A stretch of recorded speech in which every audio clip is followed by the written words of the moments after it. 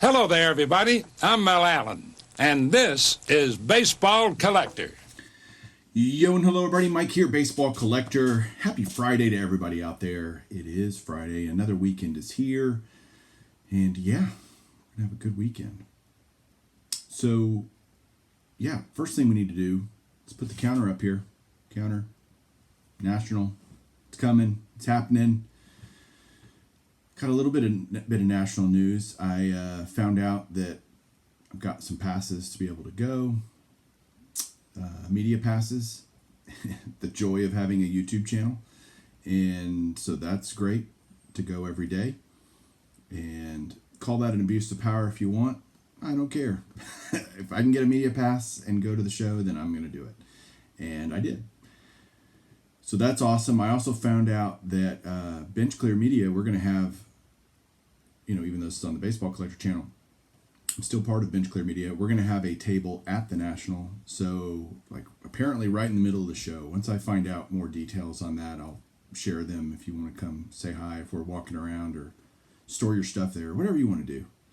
We will be there with a table for whatever that's worth.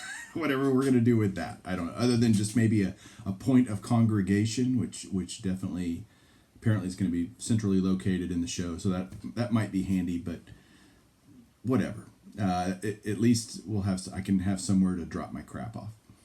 And then what other national news is there? Well, PSA has announced that they are going to be doing on-site grading at the National. On one hand, I'm like, really? PSA, you're going to do that with this giant backlog, and I don't even know how many cards I have sitting there waiting to be graded, and you're going to redirect some of those resources to the National to do on-site grading. That kind of pisses me off, but at the same time, this is the old I like it and I don't like it. So that's the don't like it part, but I definitely like it because I have a couple of cards that I want to get graded on site at the National. So imagine how long that line's going to be. It's going to be nuts, and they can, who knows what they're going to charge. I haven't heard yet what they're going to charge for on-site grading at the National, but it ain't going to be cheap. That's for darn sure. But I have some cards that are big boy cards that I'm willing to pay. I'd be willing to, right now it's $300 if you wanted to, I would do that. Not excited about it, but I would be willing to do that. So we will see. I really just don't want a lot of that. Those are all, if it's $300 a card, that's a lot of money. That's a lot of cards I could buy with 600. I have 2 cards that I want to do and get graded. That's $600. It's like, good grief. But they are doing on-site grading, and there's hilarious comments on the Instagram post that they made about that from people. It's on both sides of the fence. It's very funny to read. So if you want to go follow PSA on Instagram and look at those posts, it's comical, entertaining for sure. And what else with the National? I don't know. It's coming. What else? Okay, so I'm doing this video mainly to provide a video response for Brent at Near Mint Musings. Great YouTube channel, very down-to-earth guy, great content.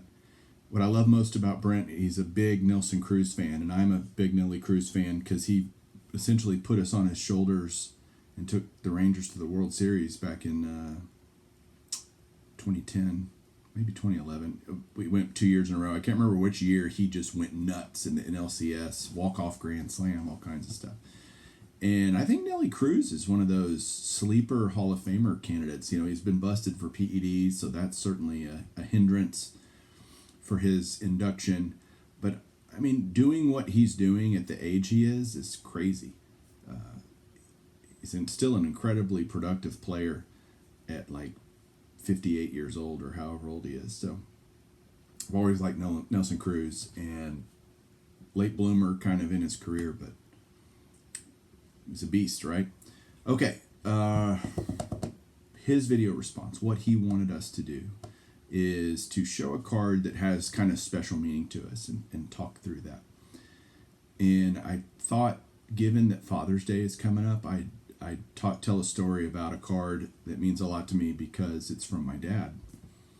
And my dad is not a card collector. In fact, he's not even really a huge sports fan, but his son was. Both of his sons, me and my brother, huge baseball fans, huge sports fans, and so he kind of encouraged that, right?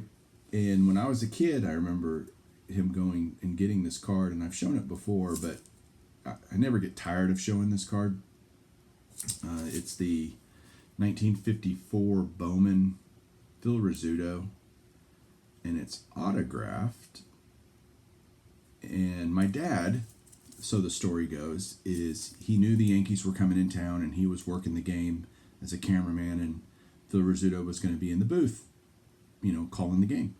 And so my dad went to, at the time, our local card shop, which doesn't exist anymore, and wanted to buy a Phil Rizzuto card to get signed by Phil Rizzuto. Sure enough, he grabbed he bought this 54 Bowman. I don't think he ever told me what he paid at the time. Maybe that's a question I should ask him, but I don't know. And he got it signed. It's in ballpoint pen, which is fine. And so what I did was relatively recently, because it's a new flip, I sent it in to Garrett, card cutter, to get it slabbed up, just to protect it mainly, not because I didn't think the autograph was real at all. I just wanted to protect it, and I did the dual service where they graded the card and the autograph, which is great because it fits in now with my 4-decade set, because I count that as the 54 Bowman Phil Rizzuto that I need. And what I love about this is, again, unbeknownst to my dad, what he was, the fuel that he was throwing on the fire of my hobby love is a vintage card, autographed, playing days card, Hall of Famer, everything that I love about the hobby, that I love, things that I love to collect, is kind of encapsulated in this card. And it's, again, something my dad did, I think, just because he knew I liked baseball, kind of thing. I don't think he knew what it would turn into, lest he might not actually get the card graded, or card autographed, I should say. But he did, again, slowly, and as I started deciding focus and Hall of Famers became more of a primary love within the hobby, having some of these things. I have one that's signed by Harmon Killebrew and a couple by Reggie Jackson, and these are all cards he accumulated, through my childhood. Again, no interest in cards himself, and he would just get them, and I still have all those, and I truly treasure them. They are cards, like, if you think last things you'd get rid of if you had to get rid of everything, there's a few items, all of which have and are associated with my dad, that I would never get rid of because I just love them too much. They just mean too much, and they remind me of what my dad did back in the day, just to do something nice for his son. Really, not value wasn't a concern, none of that. It was just, hey, I'm going to see Phil Rizzuto, I might as well get a card, and he did that. So that's the answer for his video response for Brent. So again, Brent, congratulations on 250 subs. The second part of his video response was the need to shout out another YouTuber and say who we would love a prize to go to. And he's given away a bunch of cool stuff, but I would pick Jake the Ticket Leprechaun to get a prize. If I can't get a prize, which is fine, but if I could pick someone else to get a prize, it would be Jake, because Jake's one of those selfless guys in the community. He's totally transparent about who he is and what kind of person he is, and I just really respect that and love what he does. And we have a lot of similar collecting interests, so there's that connection as well. So anyway, that's it for today. Hope everybody has a great weekend. Have a good one. Keep collecting.